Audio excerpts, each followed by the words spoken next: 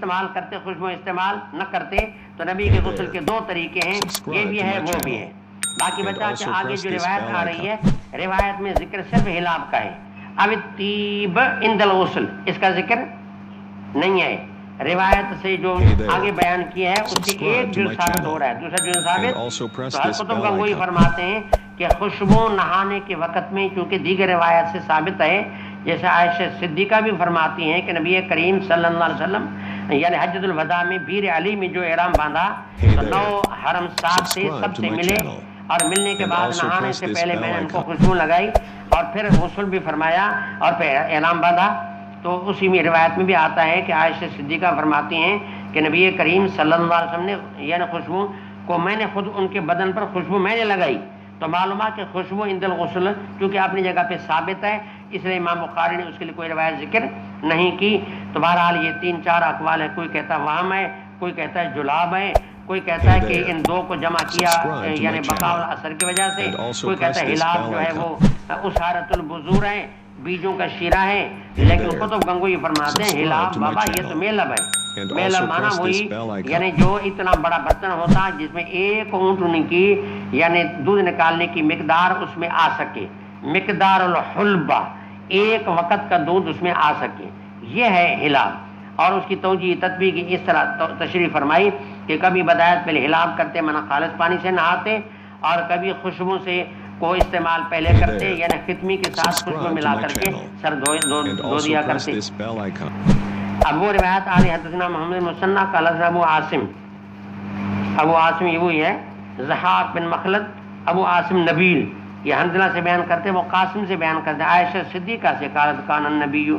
صلی اللہ علیہ وسلم اذا اغتسل من الجنابۃ دعا بشیء، غسل جنابت فرماتے ایک چیز منگواتے ناول ہلاب یعنی اتنی جو ہلاب جیسی۔ تو دیکھیں یہاں ہلاب کا ذکر آیا، طیب کا ذکر تو نہیں آیا۔ جو باب کی جو حدیث ہے اس میں طیب کا ذکر، حالانکہ ترجمے کا جز ثانی کیا تھا؟ طیب تھا۔ فاخذ بکفی، پھر اپنے ہتھیلی سے اس کو لے لیا، فبدا بشق راس الایمن، اور پھر اپنے سر کے دایاں سائیڈ جو ہے اسے شروعات کرتے اور پھر بائیں سے، فقال بہما علی وسط، پھر اشارہ دونوں ہاتھوں سے کیا اپنے سر کے وسط کے اوپر، دونوں ہاتھ سے اشارہ سر کے وسط پر کیا، مانا پھر سر کے وسط کو دھویا کرتے،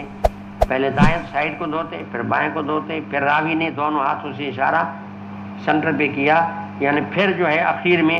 سر کے بیچ کو دھوتے۔ جی مطلب یہ کہ جس طرح وضو میں کلی استنشاق ہے تو پھر جنابت میں بھی ہے۔ قطب گنگوئی فرماتے ہیں کہ یہ دونوں چیزیں ہیں اور اس میں اختلاف ہے کہ یہ دونوں غسل میں واجب ہیں یا سنت ہیں، تو بعض کہتے ہیں سنت ہیں اور بعض کہتے ہیں واجب ہیں، لیکن ہمارے ہیں یہ واجب ہے کہ کلی کرنا، منہ کو اندر سے صاف کرنا، ناک کو اچھی طریقے سے پانی اس میں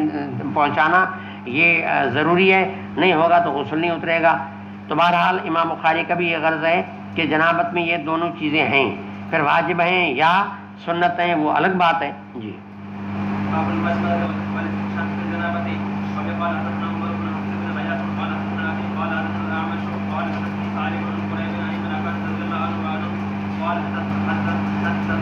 حدثتنا میمونۃ قالت سببت للنبی صلی اللہ علیہ وسلم غسلا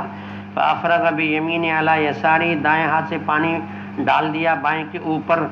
شروعات میں جو ہے پھر دونوں ہاتھوں کو دھویا، فغسل ما ثم غسل فرجہ، پھر اپنے فرج کو بھی دھویا، ثم قال بیدی الارض، پھر اشارہ اپنے ہاتھ سے زمین پر کیا، فمسح بالتراب، پھر اسی ہاتھ کو مٹی سے ملا، ثم غسلها، پھر ان کو اخیر میں دھو دیا، ثم مضمض واستنشق، کلی بھی فرمائی استنشاق بھی فرمایا، پھر چہرے کو دھویا، وافاض علی راسہ، اور پانی اپنے پورے سر پر بہا دیا، ثم تنحى، وہ اسی جگہ کو چھوڑ کر کے ذرا ہٹ کر کے پھر پاؤں کو دھویا، اور پھر ان کو تولیہ یا مندیل یا ایسا کوئی کپڑا کو رومال وغیرہ دیا گیا، پھر اسی سے وہاں پہ جسم کو صاف نہیں کیا۔ تو اس روایت میں یہ کہ صاف تولیہ استعمال نہیں کیا، اور بعض میں آتا ہے کہ استعمال کیا، تو اس کی تطبیق یہ ہے کہ وہ موسم کے لحاظ سے فرق ہے کہ کبھی سردیوں میں ضرورت پڑتی ہے تولیہ کی تاکہ پانی خشک ہو جائے، اور گرمی میں ضرورت نہیں پڑتی، تو شاید یہ موسموں کے لحاظ سے کہ کبھی استعمال کیا کبھی نہیں کیا تاکہ کوئی اس کو سنت بھی نہ سمجھے۔